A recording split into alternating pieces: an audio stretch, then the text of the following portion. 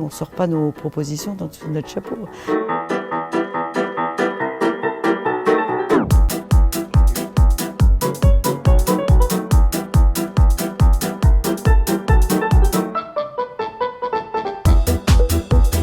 Le but, en fait, c'est pour faire remonter les interrogations, les peurs, les doutes sur la vaccination vis-à-vis de nos proches, les citoyens et de tous ceux qu'on rencontre, quoi. Est-ce que vous entendez là? Voilà.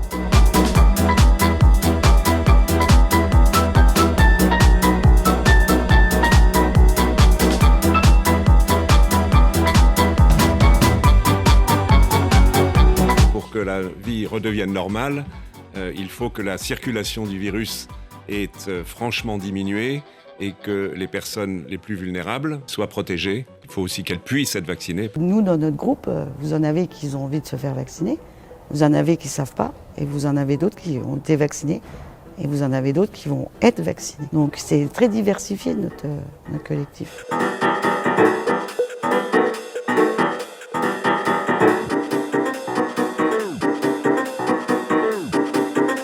On sait ce qui est dangereux, ce qui ne l'est pas.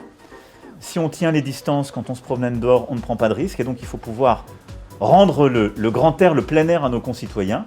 Les gens, ils s'y retrouvent plus. Même les professionnels de santé ont du mal à se retrouver. C'est pour ça que nos propositions vont vers la communication, que les gens soient moins anxieux quand ils vont se faire vacciner.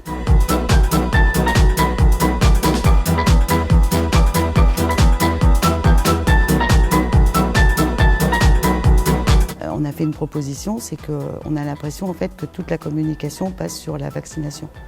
Mais il y a les traitements aussi. Et il faut qu'on en parle aussi des traitements.